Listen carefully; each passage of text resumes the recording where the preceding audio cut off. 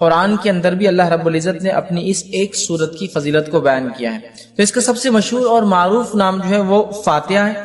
فاتحہ کا معنی ہوتا ہے کھولنا، اسی سے لفظ افتتاح یا فتح آتا ہے، مطلب لوگوں کو داخلے کا موقع ملا، شروعات ہوئی، یا پھر افتتاح کسی چیز کی اوپننگ کو عام زبان میں کہا جاتا ہے۔ تو چونکہ قرآن اس سے شروع ہوتا ہے اسی لیے اس کو فاتحۃ الکتاب بھی کہتے ہیں، قرآن کو شروع کرنے والی سورت، یا قرآن کو کھولتے ہی سب سے پہلی جس سورت پہ انسان کی نظر پڑتی ہے وہ سورت الفاتحہ ہے۔ تو یہ اس کا سب سے مشہور اور معروف نام ہے سورت الفاتحہ، اور میں سمجھتا ہوں اس سے بہت ساری چیزیں لوگ فاتحہ کے تعلق سے جو ہے بہت ساری چیزیں ہم دیکھتے ہیں سماج میں ہوتی ہیں۔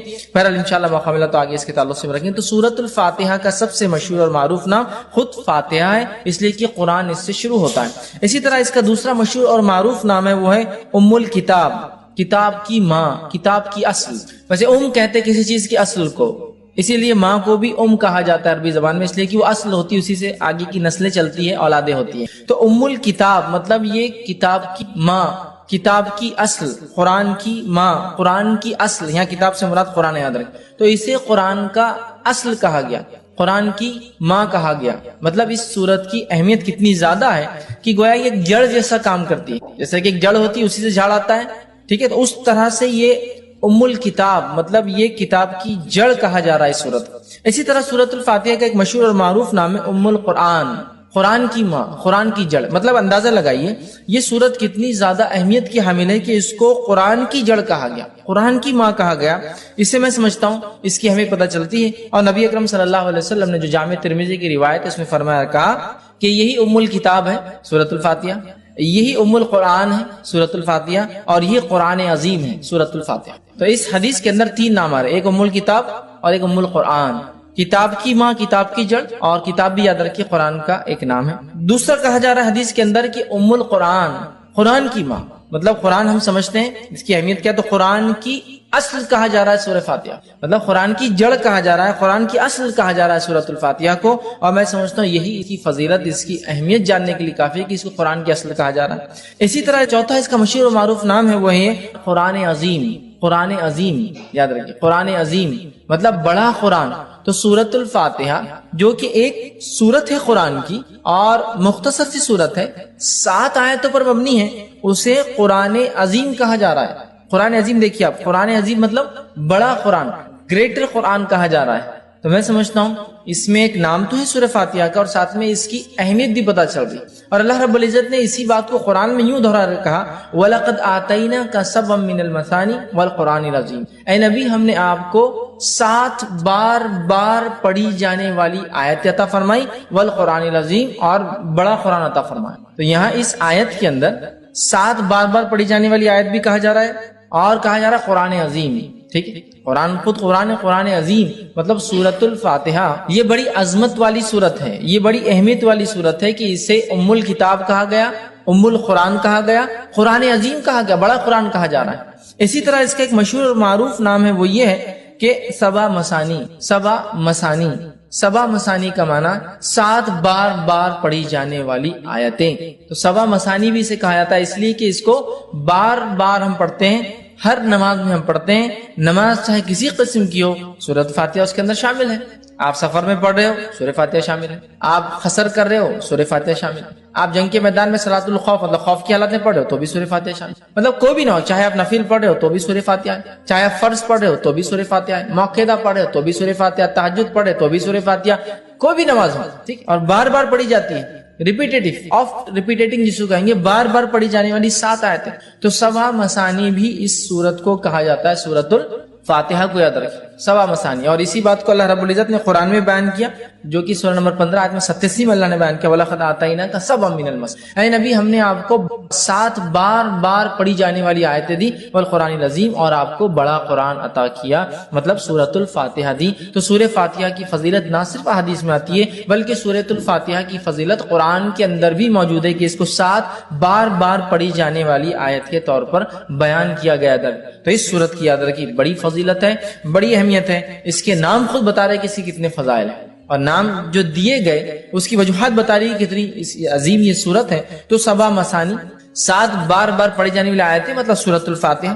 اسی طرح اس کا ایک اور مشہور اور معروف نام ہے جو جامع ترمذی کی ایک روایت میں آتا ہے، وہ ہے الصلاۃ، نماز۔ مطلب سورہ فاتحہ کو صلاۃ، نماز بھی کہا جاتا ہے۔ ٹھیک، آپ کہیں گے کیسے؟ تو آئیے جامع ترمذی کی روایت ہے، نبی اکرم صلی اللہ علیہ وسلم فرمایا، حدیث کے الفاظ دیکھیے اس طرح سے کہ نبی اکرم صلی اللہ علیہ وسلم فرماتے، اللہ فرماتا ہے، مطلب حدیث قدسی ہے کہ میں نے نماز کو اپنے اور اپنے بندے کے بیچ میں آدھا آدھا بانٹ لیا ہے۔ میں نے نماز کو اپنے اور اپنے بندے کے بیچ میں بانٹ لیا ہے، تقسیم کر دیا ہے۔ ٹھیک ہے، پھر آپ صلی اللہ علیہ وسلم فرمایا، جب اللہ فرماتا ہے کہ جب بندہ کہتا ہے الحمدللہ رب العالمین، تو اللہ کہتا ہے میرے بندے نے میری تعریف۔ مطلب جو بندہ ایک ایک آیت پڑھتا جاتا ہے تو اللہ رب العزت اس کا جواب دیتا جاتا ہے بندے۔ تو یہاں اس حدیث میں جو جامع ترمذی کی روایت ہے، نبی اکرم صلی اللہ علیہ وسلم نے فرمایا کہ سورۃ الفاتحہ کے تعلق سے اس کو صلاۃ کہا گیا، الصلاۃ، مطلب اس کو نماز کہا گیا، یاد رکھیے سورہ صلاۃ، تو اس کا ایک نام سورہ صلاۃ بھی، نماز، یاد رکھیے۔ اور اسی لیے علماء لکھتے ہیں اس کا نماز میں پڑھنا ضروری بھی ہے، اس لیے کہ اس کو نماز کہا گیا۔ مطلب اگر کوئی نماز میں اس کو نہ پڑھے تو اس کی نماز نہیں ہوگی، جو آپ صلی اللہ علیہ وسلم حدیث میں بیان کرتی ہے، اسی لیے کہا جا رہا ہے کہ اس کو نماز کہا جا رہا ہے کہ میں نے نماز کو، صلاۃ کو اپنے اور اپنے بندے کے بیچ میں بانٹ لیا ہے۔ جب میرا بندہ کہتا ہے الحمدللہ رب العالمین، تو اللہ رب العزت جواب دیتا ہے کہ میرے بندے نے میری تعریف کی۔ پھر جب بندہ کہتا ہے الرحمن الرحیم، تو اللہ کہتا ہے کہ میرے بندے نے میری جو ہے تعریف بیان کی۔ ٹھیک ہے، تو مطلب ایک کے بعد ایک اللہ تعالیٰ جواب دیتا جاتا ہے، یاد رکھیں۔ میں انشاءاللہ آگے اس کی حدیث کی پوری تفصیلات رکھوں گا آپ کے سامنے۔ تو یہاں اس حدیث میں اس سورت کو صلاۃ کہا گیا۔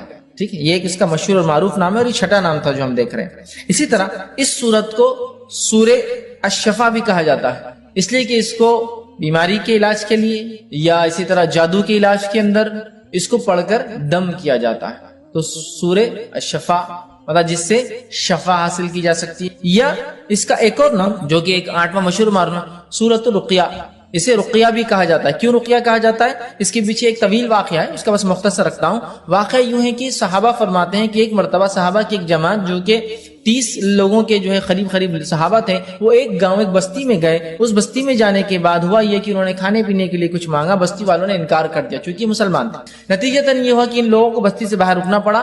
رات کے وقت لونڈی ایک بھاگتے ہوئے آئی اور کہا ہمارے جو آقا ہے، گروپ کا جو سردار ہے، جو لیڈر ہے، اس کو ایک بچھو نے کاٹ لیا یا سانپ نے کاٹ لیا، کسی موذی چیز نے، زہریلے جانور نے کاٹ لیا، کیا آپ میں سے کوئی ہے جو جھاڑ پھونک کرے؟ ایک صحابی کہتے ہیں میں جانتا ہوں۔ سارے لوگ تعجب کرنے لگے، یہ کیا جانتا ہے؟ ان کو امید نہیں تھی۔ وہ گئے اور جا کر سورہ فاتحہ پڑھ کے دم کر دی اور اس کو شفا ہو گئی۔ اس نے کچھ بکریاں، روایت میں آتا 30 بکریاں، چونکہ 30 صحابہ تھے، اور اس کے ساتھ ساتھ کچھ دودھ بھیج دیا، کافی دودھ بھیجا کہ یہ لوگ پیے کریں۔ تو لوگوں نے کہا ٹھیک ہے، بکریوں کا معاملہ ابھی ہم طے نہیں کرتے، جب مدینہ جائیں گے تو نبی اکرم صلی اللہ علیہ وسلم سے حالات بیان کریں گے، کیا ہوا، کیسے ہوا، پھر دیکھا جائے گا اس کا۔ نبی اکرم صلی اللہ علیہ وسلم سے جب بات بیان کی، آپ نے ان صحابی کو بلایا، کہا ادھر آؤ۔ وہ صحابی آئے تو کہا تمہیں کیسے پتا سورہ فاتحہ رقیہ ہے؟ تمہیں کیسے پتا سورہ فاتحہ رقیہ؟ اور یہ صحابی سے جب دوسرے صحابہ نے تبھی پوچھا تھا جب وہ پڑھ کر آئے تھے، تو پوچھا کیا پڑھا؟ تو کہا سورہ فاتحہ پڑھا میں نے۔ تو کہا تمہیں کیا پتا ہے؟ مجھے نہیں پتا، بولے اس کا علاج کر، میں نے سورہ فاتحہ پڑھا، اس کو فائدہ ہو گیا۔ تو یہاں نبی اکرم صلی اللہ علیہ وسلم دیکھیے حدیث کے اندر الفاظ ہے کہ کہا تمہیں کیسے پتا چلا کہ یہ سورت رقیہ ہے، پڑھ ریمیڈی ہے، دم کی جانے والی چیز؟ تو اوپر آ رہا کیور ہے، شفا ہے، رقیہ ہے، ریمیڈی ہے، دم کرنے والی چیز ہے۔ تو سورۃ الفاتحہ کی فضیلت بھی بہرحال آ رہی ہے اور اس کا نام بھی بہرحال اس کا ایک پتہ چل رہا ہے۔ تو سورہ جس کو کہیں گے شفا یا شافیہ، یا اسی طرح جو ہے سورہ جو ہے رقیہ، مطلب وہ سورت جس کو پڑھ کر دم کیا جاتا ہے۔ اسی طرح اس کا ایک مشہور اور معروف نام ہے الحمد۔ سورۃ الفاتحہ کا ایک معروف نام ہے الحمد۔ ٹھیک، چونکہ عموماً ہم دیکھتے ہیں بہت ساری صورتوں کو ہم ان کے اصل نام سے نہیں پہچانتے ہیں بلکہ ان کی ابتدا سے پہچانتے ہیں۔ سورہ تبارک الذی ہے نا، سورہ تبارک الذی، مطلب ہم اس کو اصل نام سے وہ نہیں کرتے ہیں۔ سورہ ملک، سورہ تبارک الذی، ٹھیک ہے۔ سورہ قل، مطلب عمومی اعتبار سے قل بولے تو قل واللہ احد ہوتا ہے نا، تو اس طرح سے ہم جو ہے نام دیتے ہیں، لیکن اس کا نام اگر دیکھا جائے تو الحمد بھی ایک مشہور نام ہے، جیسا کہ الم ترا، سورہ فیل، لیکن الم ترا سے مشہور ہے، تو ویسا سورہ الحمد ہے نا، الحمد یہ بھی اس کا ایک نام ہے۔ اسی طرح جو ہے کچھ علماء لکھتے ہیں اس کا ایک نام کنز بھی ہے، کنز مطلب خزانہ، اور کنز اس خزانے کو کہتے ہیں جو دبا ہوا اور چھپا ہوا ہوتا ہے، مطلب اوپن نہیں ہوتا ہے، کلیئر نہیں، سامنے نہیں، کنز بھی کہا جاتا ہے۔ کچھ لکھتے ہیں اس کو سورہ کافیہ بھی کہا جاتا ہے، مطلب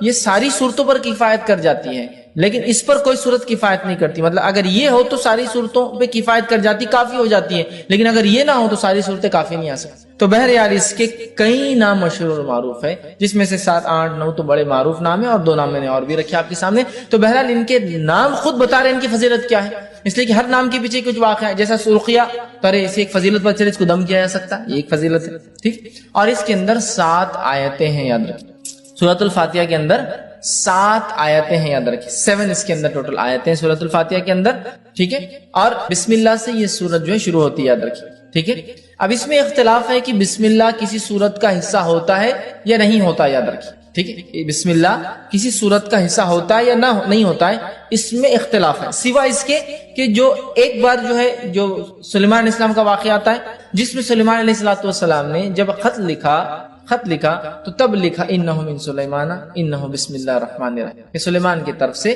اور سلیمان علیہ السلام نے شروع کیا خط اللہ کے نام سے جو بڑا مہربان نہایت رحم کرنے والا ہے۔ اس کو چھوڑ کر یہ تو آیت کا حصہ، اس کو چھوڑ کر یاد رکھیے بسم اللہ کے تعلق سے اختلاف ہے کہ آیت ہے یا نہیں ہے، اور بسم اللہ یہ ایک واحد ایسی آیت ہے یا ایسا حصہ ہے قرآن کا جس کو نہ ماننے پر کوئی انسان کافر نہیں ہوتا، سورہ کی ابتدا میں، بیچ میں نہیں، جب بیچ میں آ جائیں گا تو پھر تو ماننا لازم ہوا، جو ایک ہی جگہ آتا ہے۔ بسم اللہ الرحمن الرحیم 114 مرتبہ قرآن میں آتا ہے، 113 مرتبہ سوروں کے اوپر لگتا ہے اور ایک سورت کے اوپر نہیں لگتا ہے، ٹھیک ہے۔ اب بسم اللہ کو کیوں آیت مانا نہیں جاتا، کیوں مانا جاتا ہے، اس پہ ایک لمبی بحث ہے، بس میں مختصر ہی سمجھا دوں کہ اس میں خود صحابہ میں اور صحابہ کے بعد علماء کے اندر یہ اختلاف باقی رہا، تابعین تبع تابعین میں، کہ اکثر کا یہ ماننا تھا کہ اس بسم اللہ الرحمن الرحیم صرف سوروں کے ڈیفرنسیشن کے لیے لگایا جاتا ہے، فرق کرنے کے لیے کہ دوسرا سورہ چالو ہو رہا ہے، بس اس وجہ سے اس میں اختلاف ہے کہ آیت ہے یا فرق کرنے کے لیے لگایا جاتا ہے۔ اور سورہ انفال اور سورہ توبہ کو بہت سارے صحابہ ایک ہی صورت مانتے تھے،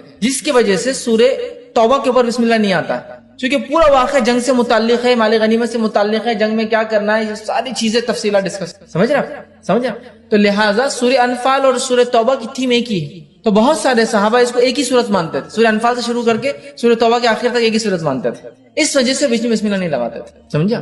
تو باقی بھی ان کا کہنا تھا کہ یہ فرق کرنے کے لیے لگایا جاتا ہے، لیکن ایسی کچھ روایتیں ملتی جیسے کہ حدیث کے اندر آتا ہے، نبی اکرم صلی اللہ علیہ وسلم نے فرمایا، صحیح مسلم کی روایت آپ نے فرمایا، مجھ پر ابھی ایک سورت نازل ہوئی، صحابہ بیٹھے تھے، صحابہ نے کہا کون سی سورت؟ تو آپ صلی اللہ علیہ وسلم نے فرمایا بسم اللہ الرحمن الرحیم، اور آپ نے اس کے بعد سورت کو تلاوت کی، انا اعطیناک الکوثر، یہ سورۃ الکوثر تلاوت، تو یہاں پڑھا بسم اللہ الرحمن الرحیم انا اعطیناک الکوثر، سمجھ رہے ہیں؟ تو یہاں بسم اللہ آپ نے لگا دیا، تو کچھ علماء لکھتے ہیں بسم اللہ حصہ ہے اور ہر سورت سے پہلے پڑھنا چاہیے، کچھ نے کہا نہیں ہے، لیکن سورہ فاتحہ کے اندر جمہور کا یہ قول ہے، جمہور علماء کا یہ قول ہے کہ یہ جو ہے اس کا حصہ ہے سورہ فاتحہ کے حد تک، کیونکہ اگر بسم اللہ کو نہ پڑھا جائے تو پھر 6 آیتیں بچتی ہیں، تو ان کا قول یہ ہے، لیکن اس کو جہر میں نہیں پڑھا جائے گا، سر میں پڑھا جائے گا، آیت کا حصہ تو ہے لیکن اس کو جہر میں نہیں پڑھا جائے گا، سر میں، کیوں جہر میں نہیں پڑھا جائے گا اور سر میں پڑھا جائے گا؟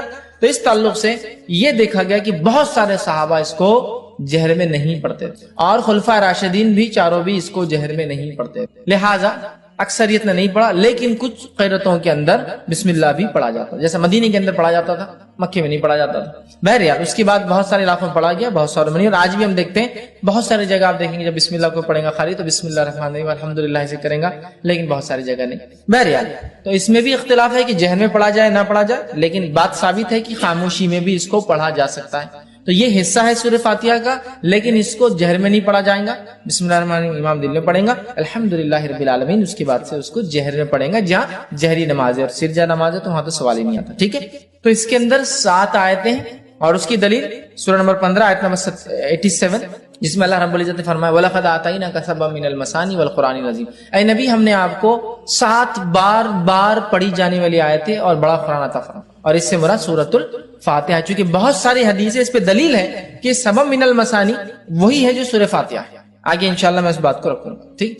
تو اس میں ٹوٹل 7 آیتیں سورۃ الفاتحہ کے اندر، ٹھیک ہے، اور اس کو بار بار پڑھا جاتا ہے، 7 بار پڑھی جانے والی آیتیں، اور ہم جانتے ہیں کہ کوئی نماز اس کے بغیر مکمل نہیں ہوتی ہے، چاہے انسان کسی بھی قسم کی نماز پڑھا ہو، سفر میں ہو یا شہر میں ہو، اپنے علاقے میں ہو، چاہے وہ نماز فرض ہو، سنت ہو، نفل ہو، یا کسی بھی قسم کی نماز ہو، ساری نمازوں کے اندر سورۃ الفاتحہ پڑھی جاتی ہے، یاد رکھیے اس چیز، ٹھیک ہے۔ تو اس کے اندر 7 آیتیں ہیں۔ اسی طرح اس کی فضیلت میں جو بات آتی وہ یہ ہے کہ مسند احمد کی روایت ہے، نبی اکرم صلی اللہ علیہ وسلم کے تعلق سے ایک واقعہ یوں آتا ہے کہ ایک صحابی فرماتے ہیں، ابو سعید معلّہ رضی اللہ عنہ فرماتے ہیں کہ میں نماز پڑھ رہا تھا، رسول اللہ صلی اللہ علیہ وسلم نے مجھے کہا کہ میرے پاس آؤ، لیکن میں نماز میں تھا، میں نے نماز کو مکمل کیا، نماز مکمل کر کے نبی اکرم صلی اللہ علیہ وسلم خدمت میں حاضر ہوا، آپ کو سلام کیا، تب نبی اکرم صلی اللہ علیہ وسلم نے پوچھا جب میں نے تمہیں پہلے آواز دی تھی تم نے جواب کیوں نہیں دیا؟ تو انہوں نے کہا اللہ کے رسول صلی اللہ علیہ وسلم میں نماز کی حالت میں تھا، نماز پڑھ رہا تھا۔ تو کہا کیا تم نے اللہ کا یہ احکام نہیں سنا کہ جب رسول اللہ صلی اللہ علیہ وسلم تمہیں اس چیز کی طرف بلائے جو تمہیں زندگی دیتی ہے، ٹھیک ہے، تو تم اس آواز کو جو ہے جواب دو، واپس آؤ۔ تو کہ اللہ کے رسول صلی اللہ علیہ وسلم میں اس کو نہیں جانتا تھا، میں انشاءاللہ اگلی بار ضرور کروں گا۔ مطلب نبی اکرم صلی اللہ علیہ وسلم اگر کوئی شخص نماز بھی پڑھ رہا ہوتا اور آپ آواز دیتے تو اس شخص کو آپ کی آواز پر آپ کے پاس حاضر ہونا یا موجود ہونا ضروری تھا، یاد رکھیے، نماز توڑ کر۔ یہ بات آ رہی کہ تم کیوں نہیں آتے؟ کہا میں نماز پڑھتا ہوں۔ کہا نماز پڑھتے کیا تم نے یہ نہیں سنا اللہ کا حکم؟ ٹھیک، تو کہا میں اب آئندہ اس بات کو یاد رکھوں۔ تو کہا میں تمہیں اس مسجد سے نکلنے سے پہلے جو ہے قرآن کی سب سے بڑی سورت اس مسجد سے نکلنے سے پہلے قرآن کی سب سے بڑی سورت، اور آپ صلی اللہ علیہ وسلم بات کرتے کرتے آگے جا رہے تھے اور صحابی کہنے لگے مجھے ڈر لگنے لگا کہ اللہ کے رسول صلی اللہ علیہ وسلم مسجد سے باہر نکل جائیں گے اور میرے کو سورت تو نہیں سکھائی سب سے بڑی۔ فوراً جب مسجد کے دروازے پر آئی کہ اب نکل جائیں گے، مطلب اس کے اینڈ پر آئے، تو کہا اللہ کے رسول صلی اللہ علیہ وسلم، آپ نے کہا مجھے آپ قرآن کی سب سے بڑی سورت سکھائیں گے۔ کہا آپ نے بتائیں؟ تب نبی اکرم صلی اللہ علیہ وسلم نے کہا الحمدللہ رب العالمین، یہ قرآن کی سب سے بڑی سورت، الحمدللہ رب العالمین یہ قرآن کی سب سے بڑی سورت، ٹھیک ہے۔ اور پھر کہا یہی جو ہے 7 مثانی ہے، 7 بار بار پڑھی جانے والی آیتی، یہی ام القرآن ہے اور یہی قرآن عظیم، یہ 7 بار بار پڑھی جانے والی آیتیں، یہی بڑا قرآن ہے اور یہی قرآن کی اصل ہے، جڑ ہے، ماں ہے۔ سب سے بڑی سورت کا قرآن کس کو؟ سورۃ الفاتحہ کو۔ اس کا نمبر 1 ہونا خود اپنے آپ میں ایک دلیل ہے کہ اس کی اتنی اہمیت ہے سورۃ الفاتحہ۔ آئیے دوسرا واقعہ لیتے ہیں، یہ جامع ترمذی کی روایت ہے۔ ابی بن کعب رضی اللہ عنہ جو ہے نماز پڑھ رہے تھے، نبی اکرم صلی اللہ علیہ وسلم نے آواز دی تو انہوں نے جواب نہیں دیا چونکہ نماز پڑھ۔ نبی اکرم صلی اللہ علیہ وسلم دوسری بار آواز دی تو انہوں نے جلدی نماز پڑھنا شروع، اسپیڈلی ایک دم تیزی سے، اور جلدی سے سلام پھیرا، نماز جلدی پڑھ کر اور گئے اور سلام کیا اور کہا اللہ کے رسول صلی اللہ علیہ وسلم میں نماز پڑھا۔ تو کہا جب میں نے تمہیں آواز دی تو تم نے مجھے جواب کیوں نہیں دیا، آئی کیوں نہیں؟ تو کہا اللہ کے رسول صلی اللہ علیہ وسلم میں نماز میں تھا۔ تو کہا تم نے کیا اللہ کا یہ احکام نہیں سنا کہ جب اللہ کے رسول تمہیں اس چیز کی طرف بلائے جو تمہیں زندگی دیتی ہے، یہ آیت نہیں سنی؟ تو کہا سنی۔ تو پھر تو کہا انشاءاللہ میں آئندہ یاد رکھوں گا اور آپ کی آواز آتی میں آ جاؤں گی۔ پھر اس کے بعد نبی اکرم صلی اللہ علیہ وسلم نے ان سے کہا کہ میں تمہیں ایک ایسی سورت سکھاؤں گا آج مسجد سے نکلنے سے پہلے، جو سورت اس سے پہلے نہ توریت میں نازل ہوئی، نہ زبور میں نازل ہوئی، نہ انجیل میں نازل ہوئی، نہ فرقان میں نازل ہوئی، 4 کتابوں کے نام ہیں، نہ فرقان میں نازل ہوئی۔ تو یہ بڑے خوش ہو گئے، کہا بالکل سکھائیے۔ نبی اکرم صلی اللہ علیہ وسلم ان سے ہاتھ ملائے ہوئے تھے، ہاتھ میں ہاتھ تھا، اور نبی اکرم صلی اللہ علیہ وسلم ان کے ساتھ ساتھ چل رہے تھے، ہاتھ میں ہاتھ تھا اور دونوں چل رہے تھے۔ اور آپ صلی اللہ علیہ وسلم فرمایا تھا مسجد سے نکلنے سے پہلے تم کو میں جو ہے ایک ایسی سورت سکھاؤں گا جو نہ توریت میں نازل ہوئی، نہ زبور میں، نہ انجیل میں، نہ فرقان میں۔ ابی بن کعب رضی اللہ عنہ فرمانے لگے کہ مجھے اب ڈر تھا کہ اللہ کے رسول صلی اللہ علیہ وسلم مسجد سے باہر نکل جائیں گے اور مجھے بھی سکھائی نہیں وہ سورت۔ تو میں نے کہا اللہ کے رسول ہم مسجد سے بس باہر نکل رہے ہیں، اس سورت آپ نے نہیں سکھائی۔ تب نبی اکرم صلی اللہ علیہ وسلم نے ان کو فرما کہا قسم ہے اس ذات کی جس کے ہاتھ میں میری جان ہے، وہ سورۃ الفاتحہ، الحمدللہ۔ سورۃ الفاتحہ یہ وہ سورت ہے قرآن کی جو اس سے پہلے نہ توریت میں نازل ہوئی، نہ زبور میں نازل ہوئی، نہ انجیل میں نازل ہوئی، اور نہ ہی فرقان میں آپ نے کہا، قرآن میں اب ہو گئی ہے، اس سے پہلے کبھی نازل نہیں ہوئی۔ ایک روایت میں اس طرح کے الفاظ آتے ہیں کہ ایک آواز نبی اکرم صلی اللہ علیہ وسلم ایک مرتبہ سنی، جبرائیل علیہ السلام سے پوچھا یہ آواز کیسی؟ تو کہا آج جنت کا ایک ایسا دروازہ کھولا گیا، آج آسمان کا ایک ایسا دروازہ کھولا گیا جو اس سے پہلے کبھی نہیں کھولا گیا تھا، اور فرشتے سورۃ الفاتحہ لے کر، مطلب اسپیشل فرشتے آئے، اسپیشل ہوئی ساری چیز، سمجھے، جو دروازہ اس سے پہلے کبھی نہیں کھلا۔ تو سورۃ الفاتحہ ایک ایسی سورت ہے جو اس سے پہلے کسی امت کو نہیں دی، یہ اس کی فضیلت ہے، کسی امت کو نہیں دی گئی، یہ سب سے بڑی سورت ہے قرآن کی، کسی امت کو، کسی قوم کو، کسی نبی کو، کسی کو یہ سورت نہیں دی گئی، سورۃ الفاتحہ۔ اسی طرح اس کے فضائل کے اندر ایک فضیلت یہ آتی ہے کہ نبی اکرم صلی اللہ علیہ وسلم نے 3 مرتبہ، صحیح مسلم کی روایت، 3 مرتبہ کہا اور فرمایا 3 مرتبہ کہا، الفاظ یہ تھے آپ نے کہ جس نے نماز پڑھی اور سورہ فاتحہ نہیں پڑھی اس کی نماز مکمل نہیں، 3 مرتبہ دہرایا، جس نے نماز پڑھی اور اس میں سورہ فاتحہ نہ پڑھی اس کی نماز مکمل نہیں، 3 مرتبہ آپ نے دہرایا۔ ابو ہریرہ رضی اللہ عنہ جو اس حدیث کو روایت کر رہے تھے، لوگوں نے کہا کہ ابو ہریرہ امام کے ساتھ بھی؟ تو کہا امام کے ساتھ بھی، جب امام کے ساتھ ہو تو اپنے جی میں پڑھ لیا کرو، جب امام ہو خیرت کر رہا ہو تب، تو کہا اپنے جی میں پڑھ لیا کرو، دل میں پڑھ لیا کرو پھر، لیکن تب بھی پڑھنا ہے تم، ٹھیک۔ اس کے بعد جو ہے ابو ہریرہ رضی اللہ عنہ فرمایا اس صورت کو اتنی اہمیت اس لیے دی جا رہی ہے کہ میں نے اللہ کے رسول صلی اللہ علیہ وسلم کہتے ہوئے سنا کہ اللہ نے نماز کو اپنے اور اپنے بندے کے بیچ میں بانٹ لیا ہے، کہ میں نے نماز کو، اللہ فرما رہا ہے، اپنے اور اپنے بندے کے بیچ میں بانٹ لیا ہے۔ اور پھر الفاظ ہیں جب بندہ کہتا ہے الحمدللہ رب العالمین تو اللہ جواب دیتا ہے بندے نے میری جو ہے تعریف۔ پھر جب بندہ کہتا ہے الحمدللہ رب العالمین الرحمن الرحیم کہ بڑا مہربان نہایت رحم والا، یہ الفاظ ادا کرتا ہے تو اللہ تعالیٰ جواب دیتا ہے میرے بندے نے میری حمد بیان کی۔ اس کے بعد جب بندہ کہتا ہے مالک یوم الدین تو اللہ کہتا ہے میرے بندے نے میری حمد بیان کی، ٹھیک ہے۔ اس کے بعد جب بندہ کہتا ہے ایاک نعبد و ایاک نستعین تو اللہ کہتا ہے یہ میرے اور میرے بندے کے بیچ میں ہے، جو میرا بندہ مانگے گا میں اس کو وہ دوں گا، یہ میرے اور میرے بندے کے بیچ میں ہے، یہ میرے اور میرے بندے کے بیچ میں ہے۔ اسی لیے علماء لکھتے ہیں کہ سورۃ الفاتحہ کو 3 حصوں میں تقسیم کیا جا سکتا ہے۔ پہلا، اللہ کی حمد و ثنا تعریف، بسم اللہ الرحمن الرحیم الحمدللہ رب العالمین الرحمن الرحیم مالک یوم الدین، تعریف۔ اس کے بعد یہ آیت ایاک نعبد و ایاک نستعین، تو پہلی 4 آیتیں اللہ کی تعریف، 5ویں آیتیں اللہ اور بندے کے بیچ میں آدھا ہے، حدیث کے الفاظ بھی یہ میرے بندے اور میرے بیچ میں ہے، اور میرے بندے نے جو مانگا میں اسے بیچ میں، علماء لکھتے ہیں بیچ میں، مطلب اس میں دونوں باتیں، اے اللہ ہم تیری ہی عبادت کرتے ہیں اور تجھی سے مدد طلب کرتے ہیں۔ آدھی آیت اللہ کے لیے، آدھی بندے کے لیے ہوئی، اپنا تیری عبادت کرتے ہیں، تجھی سے مدد طلب کرتے ہیں، ٹھیک ہے۔ اہدنا الصراط المستقیم صراط الذین انعمت علیہم غیر المغضوب علیہم ولا الضالین، یہ پورا بندہ دعا کر رہا ہے۔ تو پہلی 4 آیتیں اللہ کی تعریف، 5ویں آیتیں بندے اور اللہ کے بیچ میں، اور باقی کی 2 آیتیں بندے نے اپنی دعا کی۔ 3 حصوں میں تقسیم کرتے ہیں، اللہ کی حمد و ثنا، اللہ اور بندے کے بیچ، اور بندے نے اپنی بیچ، ٹھیک۔ تو یہاں اللہ کہتا ہے یہ میرے اور میرے بندے کے بیچ میں ہے، میرے بندے کو وہ دوں گا جو اس نے خواہش کی ہے، جو اس نے مانگا ہے۔ پھر جب بندہ کہتا ہے اہدنا الصراط المستقیم صراط الذین انعمت علیہم غیر المغضوب علیہم ولا الضالین، تو اللہ کہتا ہے یہ میرے اور میرے بندے کے بیچ میں، میرے بندے کو میں وہ دوں گا جو اس نے مجھ سے مانگا ہے۔ مطلب جو دعا ہم نے کی، اے اللہ ہم تجھی سے مدد طلب کرتے ہیں، اہدنا الصراط المستقیم، ہمیں سیدھا راستہ دکھا، صراط الذین انعمت علیہم، ان لوگوں کا راستہ دکھا جس پہ تیرا انعام ہوا، غیر المغضوب، ان لوگوں کے راستے پہ مت چلا جن پر تیرا غضب ہوا، ولا الضالین، اور ان کے راستے پہ نہ چلا جو اپنی راہ سے بھٹک گئے۔ آمین ہم کہتے ہیں، تو بندہ اللہ کہتا ہے میرے بندے نے جو مانگا میں اسے، ٹھیک ہے۔ تو اسی لیے اس کا پڑھنا ابو ہریرہ رضی اللہ عنہ فرماتے ضروری نماز میں، کیوں کہ نماز کہا گیا کہ اللہ نے نماز کو اپنے اور اپنے بندے کے بیچ میں آدھا آدھا بانٹ لیا ہے، یاد رکھ، ٹھیک ہے۔ اسی طرح دیکھتے ہیں ہم کہ سورۃ الفاتحہ کی فضیلت جو ہم دیکھ چکے، صحیح مسلم کی روایت ہے کہ یہ رقیہ ہے، اس کو دم کیا جا سکتا ہے نا، اس میں شفا ہے، جیسا کہ جادو ہو جائے، ٹھیک ہے، تو اس کو پڑھا جا سکتا ہے، ٹھیک ہے، تو اس کے علاج ہے، مطلب ایک قسم کا، یا زہریلا جانور کاٹ لے تب اس کو دم کیا جا سکتا ہے، یاد رکھیے۔ تو یہ بھی اس کی فضیلت ہے۔ ویسے اس سورت کی کئی فضیلتیں احادیث کے اندر آتی ہے، اور اس کے فضائل پر، اس کی اہمیت پر، اس کے معنی اور مفہوم کو ایکسپلین کرنے میں لوگوں نے جلدیں لکھ دی، یاد رکھیے جلدیں لکھ دی، جیسا کہ مشہور اور معروف جو مولانا ابوالکلام آزاد کی مشہور کتاب ہے سورۃ الفاتحہ کی، انہوں نے تفسیر کی، میں سمجھتا ہوں 200-250 پیجز کی، صرف 7 آیتوں کی، تو بہت بہرحال اس کی تفسیر، اس کی فضائل، اس کے فوائد، اور اس صورت کے کیا فائدے ہوتے ہیں، اس کی کیا اہمیت ہے، اس کے ہر حرف فرمانے کی کیا اہمیت ہے، اس لیے کہ اس کو قرآن کی جڑ کہا جا رہا ہے، اصل کہا جا رہا ہے، ماں کہا جا رہا ہے، تو ظاہر سی بات ہے کہ معمولی جو ہے صورت نہیں ہے، یہ معمولی چیز نہیں، قرآن عظیم کہا جا رہا ہے، معمولی بات نہیں، 7 بار بار پڑھی جانے آتے معمولی نہیں، نماز میں پڑھنا ضروری معمولی نہیں ہے، ٹھیک ہے۔ بہرحال یہ چند فضائل تھے جو میں نے آپ کے سامنے رکھی۔ آئیے اب چند باتیں اس کے معنی کے تعلق سے 7 آیتوں کو ہم مختصر دیکھتے ہیں۔ اللہ تعالیٰ فرماتا ہے بسم اللہ الرحمن الرحیم، اللہ کے نام سے جو بڑا مہربان نہایت رحم کرنے والا ہے۔ میں سمجھتا ہوں بسم اللہ الرحمن الرحیم کیا ہے، اس کی کیا فضائل ہے، اس کے کیا فوائد ہیں، اس کی کیا ثمرات ہیں، اس سے کیا کیا ہو سکتا ہے، میں سمجھتا ہوں آپ سب جانتے ہیں۔ اگر کسی انسان کو کچھ نہ سمجھتا ہو، کچھ نہ آتا ہو، اور کسی کام کی شروعات کرتا ہو، تو بس بسم اللہ الرحمن الرحیم پڑھ لے۔ نبی اکرم صلی اللہ علیہ وسلم حدیث سے فرماتے جب کھاؤ تو بسم اللہ پڑھو، ہے نا، جب کسی چیز کو کھولو تو بسم اللہ پڑھو، جب کسی چیز کو ڈالو، پانی اگر مشکی سے ڈالے تو بسم اللہ پڑھو، چیزوں پر ڈھاکو تو بسم اللہ پڑھو، دروازے کھولو تو بسم اللہ پڑھو، دروازے بند کرو تب بسم اللہ پڑھو، ہے نا۔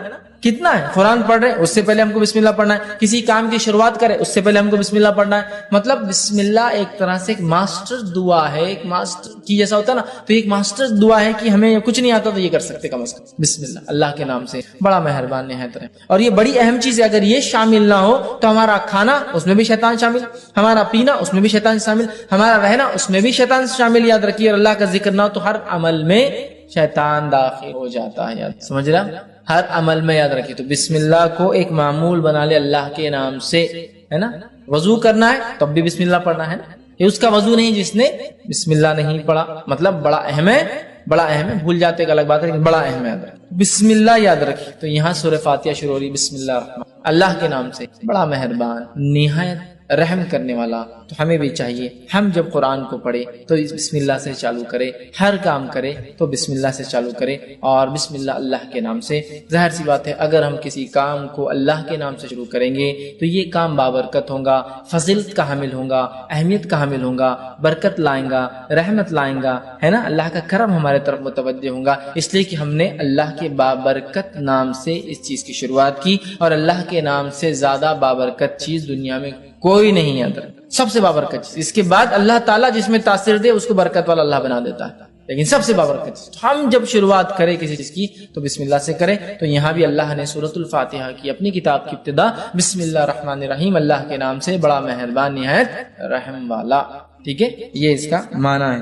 الحمدللہ رب العالمین. آیت نمبر 2، تمام تعریفیں اس اللہ کے لیے جو سارے عالم کا رب ہے. تمام تعریفیں اس اللہ کے لیے سارے عالم کا رب ہے. اب قرآن کی ابتدا اور سٹارٹ دیکھیے کتنی بیوٹیفلی ہو رہی ہے، کتنی خوبصورتی کے ساتھ ہے. پہلے شروعات کرنے کا طریقہ سکھا دیا گیا، کتاب شروع ہوتی ہے بسم اللہ الرحمن الرحیم، ہر کام سے پہلے کرو. دوسرا الحمدللہ رب العالمین، تمام تعریفیں اس اللہ کے لیے ہے جو سارے عالم کا رب ہے. تعریف حمد کرنے یا حمد کسی کی جائے تو وہ صرف اللہ کی ذات ہے، یہ بتا دیا گیا. اور اللہ رب العزت کون ہے، انٹروڈکشن بھی آ جا رہا ہے دوسری آیت کے اندر. الحمدللہ رب العالمین، تمام تعریفیں اس اللہ کے لیے ہے جو سارے عالم کا رب ہے. مطلب اللہ تعالیٰ کوئی لوکل، علاقائی، ٹرائبل یا ریجنل گاڈ نہیں ہے. جس رب کی ہم تعریف کر رہے ہیں وہ رب سارے عالم کا رب ہے، جس کی ہم تعریف سارے عالم، سارے عالم، عالم جو کچھ وجود میں ہے، سب عالم، جو کچھ وجود میں سب عالم میں. تو تمام تعریفیں اس اللہ کے لیے جو سارے عالم کا، تمام چیزیں جو وجود میں لائی ہے اس نے، ان سب کا رب ہے. سمجھ رہا؟ الحمدللہ، تمام تعریف. اور الحمدللہ کا معنی شکر کے اس میں نہیں لینا چاہیے. حالانکہ حمد میں شکر شامل ہے لیکن شکر میں حمد شامل نہیں ہے. کیوں کہہ رہا ہوں میں؟ جنرلی اردو اسپیکنگ میں کیا ہوتا ہے ہمارے پاس، الحمدللہ کا معنی کیا لیتے ہیں ہم لوگ؟ اللہ کا شکر. اب پرابلم کیا ہوتی ہے، حمد میں شکر شامل ہے لیکن شکر میں حمد شامل نہیں ہے. سمجھ رہے آپ؟ جیسا کہ اگر میں کہہ رہا ہوں شکریہ بھائی صاحب آپ نے میرا کام کیا، لیکن ضروری ہے میں اس کی تعریف کروں، میں پسند بھی نہیں کرتا ہوں اس کو، نہیں شکریہ تو نہ کرتا. حمد میں شکر شامل ہے، شکر میں ہم شامل نہیں ہے. اگر ہم اردو زبان کے اعتبار سے اس کا معنی ہے اللہ کا شکر ہے، جیسا کہ لوگ کھانا کھاتے ڈکار آئی تو الحمدللہ پڑھتے ہیں، اس کے علاوہ بہت کم پڑھتے ہیں. حالانکہ الحمدللہ کے تعلق سے اس کی فضیلت ہے، لا الہ الا اللہ افضل الذکر، الحمدللہ افضل الدعا. حدیث کے الفاظ، افضل الدعا، سب سے افضل دعا الحمدللہ، سب سے افضل دعا الحمدللہ. تو بہرحال اس کا معنی تمام تعریفیں، تمام شکر اللہ کے لیے نہیں ہے، تمام تعریف. چونکہ شکر کے اندر حمد شامل نہیں ہوتی، حمد میں شکر شامل ہے، تو ہم اس کو تمام تعریفیں لیں. اللہ کا شکر یہ معنی مت لیں، ورنہ اللہ کا شکر معنی میں لیں گے تو پھر صرف اچھائی پہ بولنا پڑے گا. اگر کوئی خیر ہم کو نظر نہ آیا تو ہم اس پہ الحمدللہ کیوں بولیں گے، الحمدللہ کیوں بولیں گے؟ جیسا کہ کوئی پیدا ہو گیا کسی گھر میں، بچہ پیدا ہوا تو کیا بولتے ہیں لوگ؟ الحمدللہ اللہ نے مجھے اولاد عطا کی. لیکن اگر کسی گھر میں کوئی مر گیا اور آپ نے کہا الحمدللہ تو آپ گئے، کیوں کہ معنی کیا اس میں لیا جا رہا ہے؟ تمام شکر، شکر. تو یار یہ موت پہ تم بول رہے، جب کہ الحمدللہ تمام تعریف ہے. تو کوئی پیدا ہو بھی تو تعریف اللہ کی، کوئی بیمار ہو بھی تو تعریف اللہ کی، کوئی مر جائے بھی تو تعریف اللہ کی، دنیا میں خیر بھی آئے تعریف اللہ کی، شر بھی ہمارے اوپر آئے جو کہ آزمائش، تعریف اللہ کی. تعریف اللہ کی یاد رکھیے چاہے حالات سے ہم جو بھی گزرے. تو الحمدللہ رب العالمین، تمام تعریف ہے اللہ کے لیے جو سارے عالم کا. عالم سے مراد ہر وہ چیز جو ایگزسٹنس میں، ہر وہ چیز جو وجود میں، انسانوں کا عالم، جنوں کا عالم، فرشتوں کا عالم، کیڑے مکوڑوں کا عالم، مچھلیوں کا عالم، جانوروں کا عالم، چرند پرند کا عالم، تمام چیزیں جو کچھ ہے، کائناتوں کا عالم. یاد رکھیے لا تعداد کائنات جو اللہ نے، تمام عالموں کو آپ دیکھیں تو آپ تعجب کریں گے. تمام تعریف اس اللہ کے لیے سارے عالم کا رب ہے، ان سب کو بنانے والا ہے. اس لیے کہ اگر اس عالم پہ کوئی غور کرے نا تو بنانے والے کی ذات پر خود ایمان لاتا ہے، جتنی چیزیں اس نے بنانا. اور رب کہتے ہیں عربی زبان میں، رب کہتے اس ذات کو کہ جتنا، جب جتنا ضرورت ہو اتنا دینے والا. کہتے رب جب جتنا ضرورت ہو اتنا دینے والا، اس کو کہتے ہیں رب. بچہ ماں کی پیٹ میں ہے، جب جتنی ضرورت ہے اس کو وہاں دینے والا. ماں کی پیٹ سے نکل کے دنیا میں آ گیا، جب جتنی ضرورت ہے اس کو وہ چیز دینے والا. جو جو اس کی چیزیں ضرورت کی وہ چیزیں اس فراہم کر دے رہا ہے. سمجھ رہا؟ تو یہ ہوتا ہے رب، جو جب جتنا جیسے ضرورت ہو اتنا دینے والا. سمجھ رہے؟ نہ زیادہ نہ کم، جتنی آپ کو ضرورت ہے. تو الحمدللہ رب العالمین، تمام تعریف اس اللہ کے لیے ہے جو سارے عالم کا رب ہے. یاد رکھیے. اور عالم میں کیا کہوں، اگر ایک انسان رب کا انکار کرتا ہے، اگر عالم پہ بھی غور کرے تو رب پر ایمان لائے گا کہ نہیں بنانے والا ہے، اور اس نے ہر چیز کو اتنا دیا جتنی اس کو ضرورت تھی. یہ بڑی بات. تو قرآن کی ابتدا ایک یونیورسل میسج کے ساتھ ہو رہی ہے کہ یہ کتاب اس رب کی طرف سے آئی جو سارے عالم کا رب ہے. یہ کوئی local God, regional God, tribal God کی بات نہیں ہو رہی. یہ ایک ایسے ڈیٹی کی، ایک ایسے پالن کرتا رچیتا کی بات ہو رہی ہے. یہ ایسے خالق کی بات ہو رہی، بنانے والے کی، جو سارے عالم کا بنانے والا. سمجھ؟ تمام تعریفیں اس اللہ کے جو سارے عالم. اللہ سب کا رب ہے، یہ کوئی صرف مسلمانوں کا رب نہیں. یہ میسج سورہ فاتحہ شروع ہوتی ہے، اللہ تعالیٰ نے کنوے کر دیا. اور سارے عالم کا کوئی علاقہ یا کوئی ایریا، کوئی ریس، کوئی قوم کا بھی نہیں. یاد رکھیے کہ یہ قوم کا ہے، وہ قوم کا ہے، سارے عالم کا رب. یاد ہے جو کچھ وجود میں اللہ ان کا رب ہے. الحمدللہ الرحمن الرحیم، بڑا مہربان نہایت رحم کرنے والا، یاد رکھیے. اب بڑا مہربان، نہایت رحم کرنے والا، اس کا کیا معنی ہے؟ تو اس کے تعلق سے ایک مشہور روایت ہے، جامع ترمذی کی حدیث ہے، اور حدیث کے الفاظ ہیں کہ اللہ تعالیٰ فرماتا ہے کہ میں اللہ رحمان نے رحم کو پیدا کیا. رحم سمجھتے ہیں؟ یوٹرس، بچے دانی، ماں کے پیٹ میں جو حصہ ہوتا ہے، جو ایک بچے کے لیے سب سے محفوظ جگہ ہوتی ہے، یاد رکھیں، سب سے محفوظ رحم. تو اللہ فرماتا ہے میں نے رحم کو پیدا کیا اور اسی سے اپنا نام رحمان رکھا. رحم سے نام رحمان رکھا. جو اس کے رشتوں کو باقی رکھیں گا تو میں بھی اپنا تعلق اس سے باقی رکھوں، اور جو اس رحم کے رشتوں کو توڑ دیں گا تو میں بھی اس سے اپنا تعلق. ایک روایت میں کہ اللہ نے رحم کو پیدا کیا اور اس کو عرش کے نیچے رکھ دیا. تو رحم نے اللہ سے دعائی دی، اللہ سے فریاد کی، مانگا، اے اللہ. تو اللہ نے بولا کیا بات ہے، کیا ہونا؟ تو کہا میرے سلسلے میں کیا معاملہ ہے، میرے سلسلے میں کیا معاملہ ہے جو میرے سے باقی رکھے، مطلب پیدا رشتوں کو باقی رکھے، اور جو توڑے کیا معاملہ ہے؟ تو اللہ نے کہا جو تیرے رشتوں کو باقی رکھے گا میں بھی اس سے رشتہ باقی، جو توڑ دیں گا میں بھی اس سے رشتہ. تو رحم خوش ہو گیا، سیٹسفائیڈ ہو گیا کہ میرا حق ادا ہو گیا. تو اللہ نے رحم پیدا کی. صلہ رحمی، اسی سے صلہ جوڑنا، رحمی رحم کے رشتے جوڑنا، تعلقات کو جوڑنا، رشتہ داریوں کو باقی رکھنا. ٹھیک ہے، دینی بنیاد پر رشتے توڑے جا سکتے ہیں لیکن انسان بنا کوئی شرع عذر کے رشتے نہ توڑے جیسا آج کل ہوتا ہے. بہرحال تو اللہ نے رحم پیدا کیا، رحم سے نام لیا رحمان. اور علماء لکھتے ہیں رحمان اور رحیم ایک ہی اس کی اصل ہے، ایک ہی اصل ہے. رحیم، رحم اس کی اصل ہے، یہ دونوں لفظ اسی سے آتے ہیں. رحمان اللہ کا رحم گریٹر ڈگری میں، رحیم اللہ کا رحم کرنا جس کو کہیں گے کنڈیشنل ڈگری میں. کیسے؟ اللہ بارش برساتا ہے، جب بارش برستی ہے ایک علاقے میں تو مسلم اور غیر مسلم، ایمان والا اور کافر، ماننے والا نہ ماننے والا، شکر کرنے والا نہ شکرے، سب پر برستی، سب فائدہ اٹھاتے. رحمان انکنڈیشنل رحم. اور رحیم کنڈیشنل رحم. اللہ تعالیٰ روز قیامت صرف مومنوں پر رحم کرے گا، کافروں پہ نہیں. سمجھ رہا؟ تو رحمان گریٹر ڈگری میں رحم، کوئی اس کے لمٹ نہیں ہے. انسان کتنا ہی کفر کرے اللہ سے، اللہ معاف کرتے رہتا ہے. رحیم آخرت میں صرف اللہ تعالیٰ مومنوں پہ رحیم ہے، کافروں پر رحم نہیں کرنے والا. یہ معنی. الرحمن رحیم، بڑا مہربان، نہایت رحم والا. اور رحمان اللہ کا یہ ایک ذاتی نام بھی ہے. اور اللہ تعالیٰ نے اللہ کے بعد، سمجھ لیجیے، اللہ کے بعد جس نام کو خود کے لیے لیا ہے وہ رحمان ہی، یاد رکھیے، ہے نا. الرحمن علم القرآن، خلید اللہ عبید الرحمن، چاہے اسے اللہ کو چاہے رحمان کو. یہاں کا رحمان رحمان نے، تو اللہ کے علاوہ کوئی نام اگر اللہ نے اپنے لیے استعمال کیا قرآن میں تو رحمان، تو بڑا اہم نام ہے. جس کو کہیں گے اگر اللہ کے نام ہی نگینے ہیں ایک تاج کے تو اللہ سب سے بڑا ہے، تو رحمان اس کے بعد والا ہے. سمجھ رہا؟ تو رحمان اس کے ذاتی نام بھی ہے، رحیم صفتی نام بھی ہے. رحمان بہت رحم کرنے والا اور بڑا مہربان، سب کے لیے نہایت رحم کرنے والا مومنوں آخرت میں. تو اسی لیے کچھ علماء لکھتے ہیں رحمان دنیا کے اعتبار سے، رحیم آخرت کے اعتبار سے مومنوں کے لیے صرف. اللہ تعالیٰ کافر اور مشرک پہ رحم نہیں کرنے والا، اللہ تعالیٰ منافقوں پر، فاسق اور فاجروں پر رحم نہیں کرنے والا. یہ الگ بات ہے کہ جو کافر کفر اور شرک پہ مرے وہ تو ہمیشہ جہنم میں جلیں گے، کوئی رحم نہیں ہوگا. باقی لوگ جو فاسق فاجر تھے اپنے گناہوں کی سزا بھگت کر آ جائیں گے، تو رحم صرف ان پر جو ایمان کے تقاضوں کو پورا کر کے گیا تھا. سمجھ رہے ہیں؟ اور رحمان سب پر. تو اسی لیے علماء لکھتے ہیں رحمان دنیا کے اعتبار سے، رحیم آخرت کے اعتبار سے. اور اللہ رب العزت نے اس بات کو یوں بھی قرآن نے فرمایا، سورہ نمبر 33 آیت نمبر 43 کے اندر کہا وَكَانَ بِالْمُؤْمِنِينَ رَحِيمًا. اور اللہ تو مومنوں کے لیے رحم کرنے والا، مومنوں کے لیے رحم کرنے والا، دوسروں کے لیے، لیکن رحمان ساری انسانیت کے لیے. اس بات کو ہم یاد رکھیں. ٹھیک، تو رحمان مالک، روز جزا کا، بدلے کے دن کا مالک، قیامت.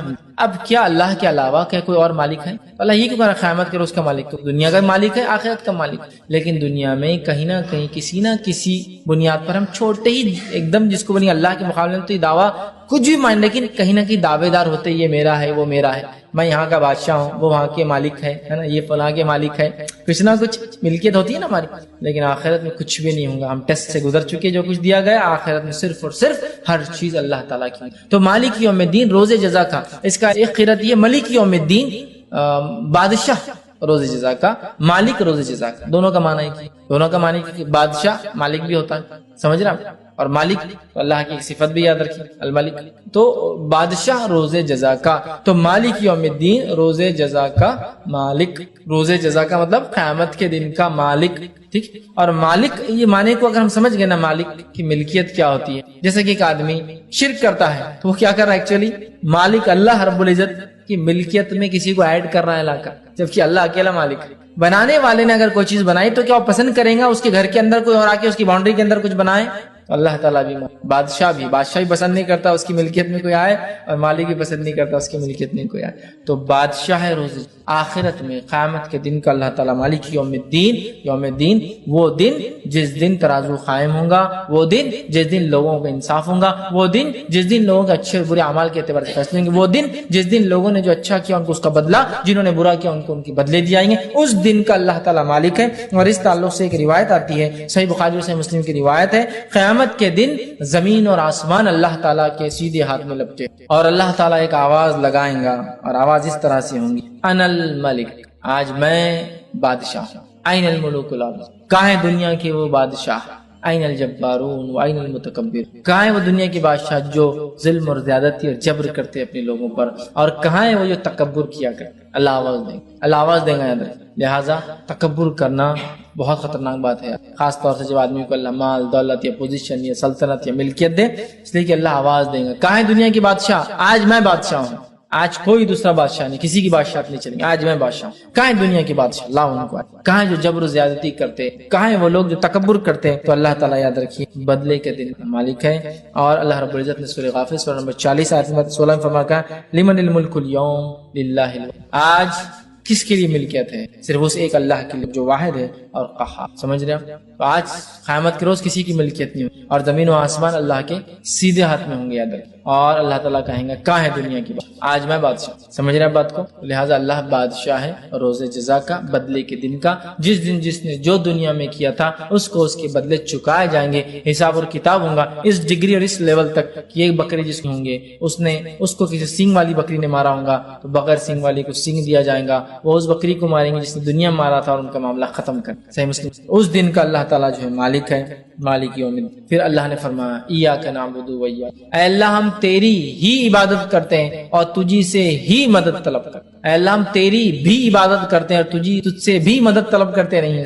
تیری ہی صرف اور صرف اللہ تیری عبادت اور تجھی سے مدد طلب کرتے. اگر اتنی بات بھی ایک بندہ سمجھ جائے نا، ایک مومن بندہ، تو انشاءاللہ کم از کم مسلمان شرک نہیں کریں گے. حالت یہ ہے کہ ہم اس سورت کو پڑھتے ہیں، کتنی بار پڑھتے ہیں؟ خالی فرض نمازیں جو لوگ پڑھتے ہیں، خالی فرض تو 17 بار ہو جاتی ہے. فجر کی 2 رکعت، ظہر کی 4 رکعت، عصر کی 4 رکعت، مغرب کی 3 رکعت، عشاء کی 4 رکعت، 17 دفعے پڑھ رہا ہے اس. ایاک نعبد و ایاک نستعین، اے اللہ ہم تیری ہی عبادت کر اور تجھی سے ہی مدد طلب کر. تیری بھی نہیں، تیری ہی. سمجھ رہا ہوں؟ جیسا کہ مثال کے لیے اگر میں کسی سے کہوں، میں اپنے بھائی سے کہہ رہا ہوں، میں اپنی والدہ سے کہہ رہا ہوں، ٹھیک، کہ میں آپ سے بھی محبت کرتا ہوں، اور ایک ہے میں آپ سے ہی محبت کرتا ہوں. جب آپ سے ہی کہہ رہا ہوں تو اس کا مطلب کوئی اور شریک نہیں اس محبت، اور آپ سے بھی کہہ رہا ہوں تو مطلب بہت لوگ شریک. تو یہاں جو صیغہ ہے تیری ہی عبادت کرتے، تجھی سے ہی مدد طلب کرتے ہیں، تیرے علاوہ کسی کی عبادت نہیں کرتے اور تیرے علاوہ کسی سے مدد طلب نہیں کرتے کسی بھی قسم. یہ معنی ہے. اور اس آیت کو ہم دیکھیں تو پہلی 4 آیتیں اللہ کی تعریف حمد و ثنا تھی. یہ آیت 2 حصوں میں تقسیم،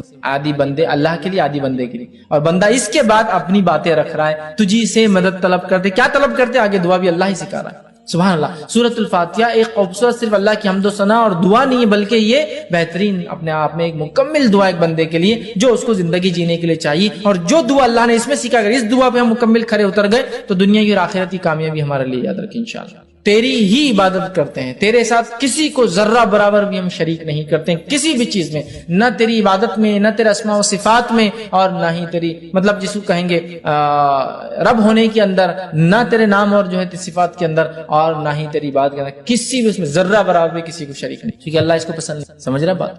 تو اللہ تیری ہی عبادت کرتے ہیں، تجھے سے ہی مدد طلب کرتے ہیں. اور کیا اس کے بعد مدد طلب کر رہے ہیں؟ کیا دعا ہم اللہ سے کر رہے ہیں؟ اللہ تعالیٰ نے خود وہ دعا بھی سکھا دی. تو ایاک نعبد و ایاک نستعین اہدنا الصراط المستقیم، اے اللہ ہمیں سیدھے راستے پر چلا، اے اللہ ہمیں سیدھے راستے پہ چلا. صراط کہتے ہیں راستہ، مستقیم سیدھا راستہ. اے اللہ ہمیں سیدھے راستے پہ چلا. اب سیدھے راستے کی ہم دعا کرتے ہیں اہدنا الصراط المستقیم. اب یہ سیدھے راستے میں ہم کیسے چل پائیں گے؟ بتائیں مجھے. اہدنا الصراط المستقیم، سیدھا راستہ دکھا. یہ سیدھا راستہ کیا ہے؟ میں جو راستے مجھے وہی سیدھا لگ رہا ہے، آپ جو راستے آپ کو وہ سیدھا لگ رہا ہے. دنیا کا ہر انسان جس راستے اس کو لگا وہی طریقہ، وہی سیدھا راستہ ہے. کون بتائیں گا سیدھا راستہ کیا ہے؟ میں شرک بدعت کر رہا ہوں مسلمان کہہ کے اپنے آپ کو صراط مستقیم پہ ہوں، سب کو باقی گمراہ سمجھ رہا ہوں، ہے نا؟ میرا حال یہ ہے کہ میں شرک کر رہا ہوں اور صراط مستقیم بھی سمجھ رہا ہوں، آپ سب کو گمراہ کہہ رہا ہوں. آپ کا حال یہ، آپ بھی کچھ تو بھی نیا کر رہے ہیں، اپنے آپ کو صراط مستقیم. منافق کا حال یہ کہ منافق بھی دل میں کفر رکھ رہے، ظاہر ایمان کا بتا رہے اور وہ بھی سمجھ رہے سیدھے راستے. تو ہمیں سیدھا راستہ دکھا. اسٹریٹ پاتھ، سیدھا راستہ، صراط مستقیم پہ ہم کیسے قائم رہیں گے؟ اس تعلق سے ایک جامع ترمذی کی بڑی بہترین جو ہے روایت ہے وہ میں آپ کے سامنے رکھتا ہوں کہ صراط مستقیم کیا ہے۔ جامع ترمذی کی روایت ہے، نبی اکرم صلی اللہ علیہ وسلم فرماتے ہیں اللہ تعالیٰ تمہارے لیے ایک مثال دیتا ہے، مطلب حدیث قدسی۔ پھر آپ نے فرمایا مثال ایک سیدھے راستے کی، صراط مستقیم مثال ایک سیدھے راستے کی ہے، سیدھا راستہ ہے، اور اس راستے کے دونوں جانب دیواریں کھڑی ہوئی، کیا ہے؟ والز، دیواریں، ان دیواروں کے اندر دروازے ہیں، ان دروازوں پر پردے لگے ہوئے، دیواروں میں دروازے ہیں، دروازوں پر پردے لگے ہوئے، اور ایک انسان، ایک آواز دینے والا سامنے، جو راستے کے سامنے ایک دروازہ ہے، مطلب راستہ جا رہا وہاں ایک دروازہ ہے، اس کے سامنے راستے پہ نیچے کھڑے کے آواز ہے لوگو میری طرف آؤ، اے لوگو میری طرف، اور دوسرا ایک کھڑا ہوا ہے جو آواز دینے والا، وہ اوپر کھڑا ہے، مطلب دروازے کے اندر ایک کھڑا ہے، ایک اوپر کھڑا ہے۔ جب کوئی انسان اس سیدھے راستے پہ چلتے چلتے وہ پردہ ہٹانے کی کوشش کرتا ہے، وہ جو دروازوں پہ پردے ہیں نا ہٹانے کی کوشش کرتا ہے، اوپر والا آواز دیتا ہے اے بندے اس طرف مت جانا ورنہ تو اس سے گزر جائیں گا، اے شخص تجھ پہ ہلاکت ہو، اس پردے کو مت ہٹانا ورنہ تو اس سے گزر جائیں گا۔ پھر آپ نے فرمایا یہ سیدھا راستہ صراط مستقیم، یہ اسٹریٹ جو راستے کی بات صراط مستقیم، اس کے دونوں جانب جو دو دیواریں اللہ کی حدود ہے، لمیٹیشنز ہے، اس کے باہر بھی نہیں، اس کے باہر بھی نہیں، اس کے بیچ میں چلنا ہے، ود ان دس باؤنڈریز، یہ لمیٹیشنز ہے۔ اس میں جو دروازے بنے ہوئے تھے یہ اللہ کی حرام کردہ چیزیں ہے، اس پہ جو پردے لگے تھے تم کو بتا دیا گیا کہ یہ حرام ہے، بتا دیا گیا حرام ہے، جانا نہیں۔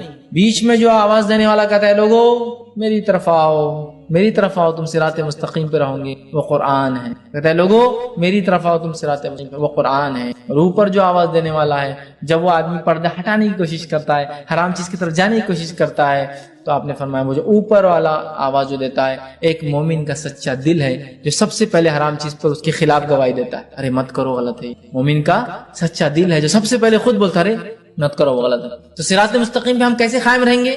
امت مسلمہ صراط مستقیم پہ کیسے قائم رہیں گی؟ قرآن کے ذریعے میرے بھائی۔ اب قرآن کو چھوڑ کے باقی سب طریقوں پہ انسان چلیں گا تو کیا صراط مستقیم پہ قائم رہیں گا؟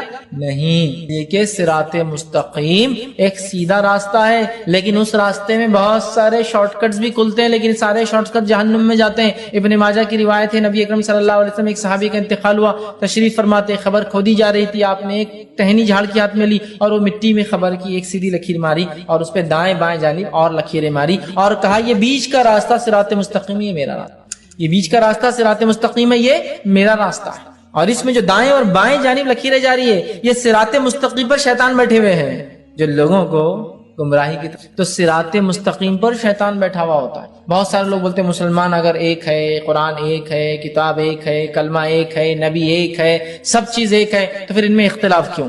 ان میں اختلاف، تو یاد رکھیے شیطان ان کے پیچھے جو صراط مستقیم پر ہے نا، شیطان انہی کے پیچھے جو صراط مستقیم ہے انہی کو تو بہکائیں گا اور بھٹکائیں گا، باقی لوگوں کو تو پہلے گمراہ کر چکا اور اطمینان کے ساتھ آرام کر رہا ہے۔ سمجھ رہے بات؟ تو اختلاف تو ہم میں ہی ہوں گا نا، کیوں؟ اس لیے ہم صراط مستقیم پہ اور شیطان ہی نہیں چاہتا، سمجھا؟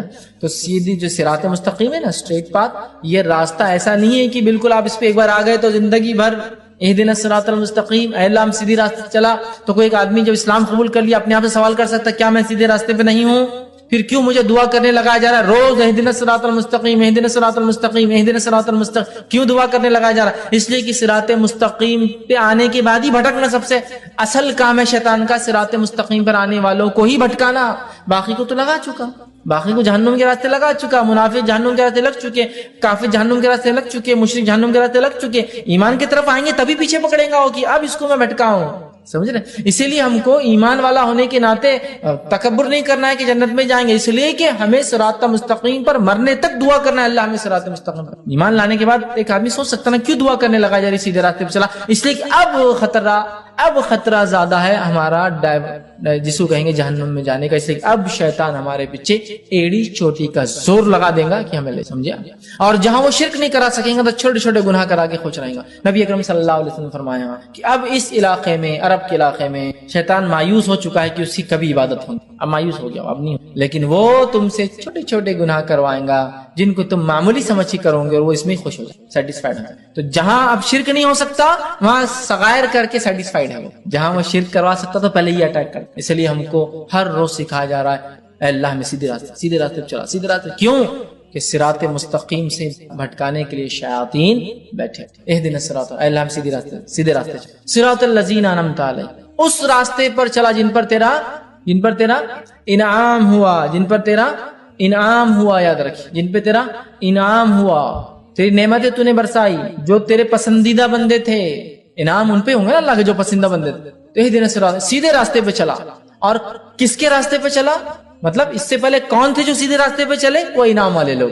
اہدنا الصراط المستقیم، سیدھے راستے پہ چلا، ان کے راستے پہ چلا جن پہ تیرا انعام ہوا. انعام ان پہ ہوا جو سیدھے راستے پہ چلے تھے. وہ کون تھے؟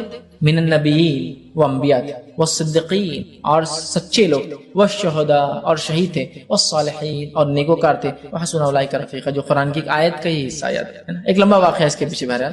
لیکن انعام والے لوگ کون ہیں یہ آیت کے اندر بتا دیا گیا. وَمَن يُطِعِ اللَّهَ وَرَسُولَهُ فَأُولَئِكَ مَعَ الَّذِينَ أَنْعَمَ اللَّهُ مِنَ النَّبِيِّينَ وَالصِّدِّيقِينَ وَالشُّهَدَاءِ وَالصَّالِحِينَ وَحَسُنَ أُولَئِكَ، کہ جو اللہ اس کے رسول کی اطاعت کریں گا تو وہ ہوں گا روز قیامت ان کے ساتھ، من النبیین، انبیاءوں کے ساتھ، والصدیقین، سچوں کے ساتھ، والشہداء، شہیدوں کے ساتھ، والصالحین، اور نیکوکاروں کے ساتھ، وحسن اولئک رفیقا، اور کیا ہی بہترین ساتھی. سمجھے آپ؟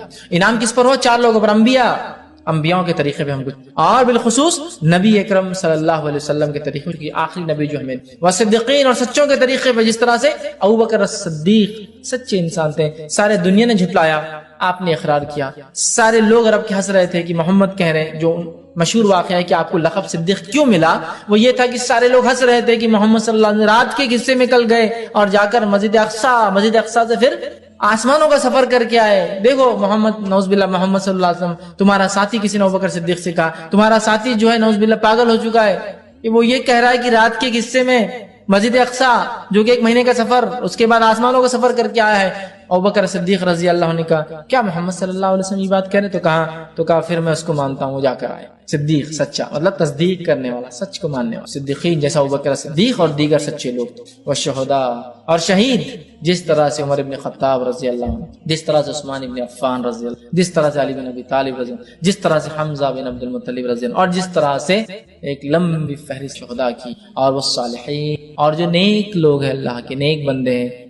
یہ وہ 4 لوگ ہیں کیٹیگریز جن پہ اللہ کا انعام ہوا. یہ سب ایمان کے بعد والی چیز ہے. ایمان لائے، وہ سارے تقاضوں کو پورا کرنے والے، لیکن ایمان کی بلندیوں کو چھونے والے، جس میں انبیاء، جن کے درجے تک ساری انسانیت بھی مل جائے تو ایک نبی کے ایمان کے برابر یہ درجے تک نہیں تھی، وہ تھے. اور اس کے بعد ان کے راستے پہ ہمیں چلنا ہے، بالخصوص نبی اکرم صلی اللہ علیہ وسلم کے طریقے پر.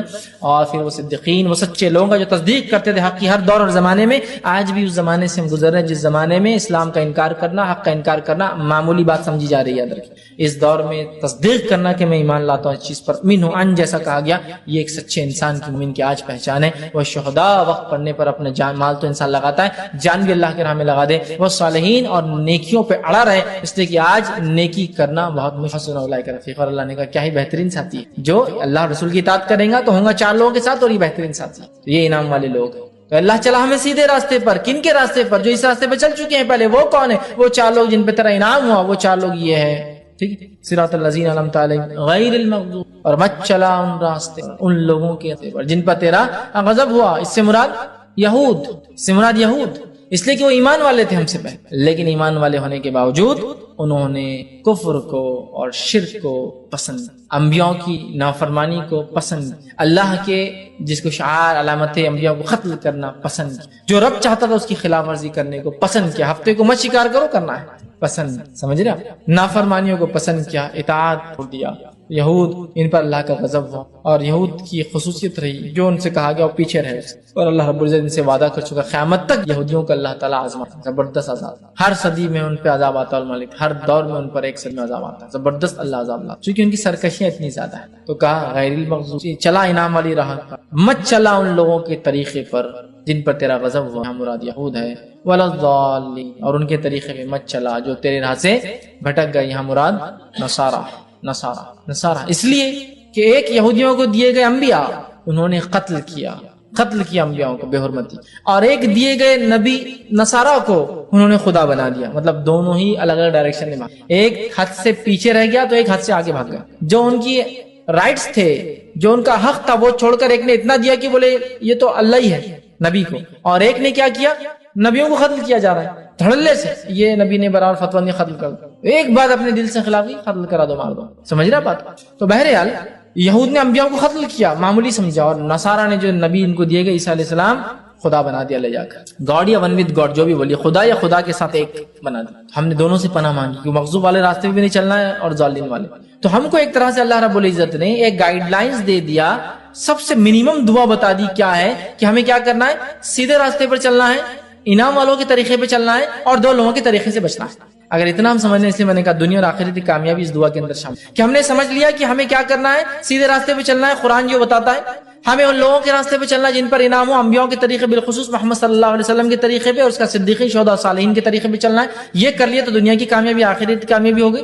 اور دو لوگوں کے راستے سے بچنا ہے، مطلب انہوں نے جو شر یا سرکشی یا برائی یا جو کام کیا وہ ہم کو نہیں کرنا ہے بس۔ اگر یہ نہیں کہ تو ہم خود بخود ان کے راستے پہ ہو جاتے ہیں۔ مطلب ایمان لانے کے بعد صراط مستقیم پہ اگر ہم ہیں اور اس کے بعد انعام والے لوگوں کے طریقے پہ چل رہے ہیں تو دو چیزوں سے بچنا ہے ہم کو۔ وہ کیا ہے؟ جس طرح سے یہود نے کام کیا جن پہ اللہ کا غضب ہوا، اور ضالین نے کیا، اگر یہ کر لیتے ہیں انشاءاللہ عزیز تو ہم ان دونوں سے بچ گئے، اور یہ لوگوں کے طریقے پہ چل گئے تو دنیا بھی کامیاب، آخرت میں۔ ابھی انعام والوں کی راہ کیا ہے اور کیسی ہے؟ یہ صراط مستقیم کیا ہے؟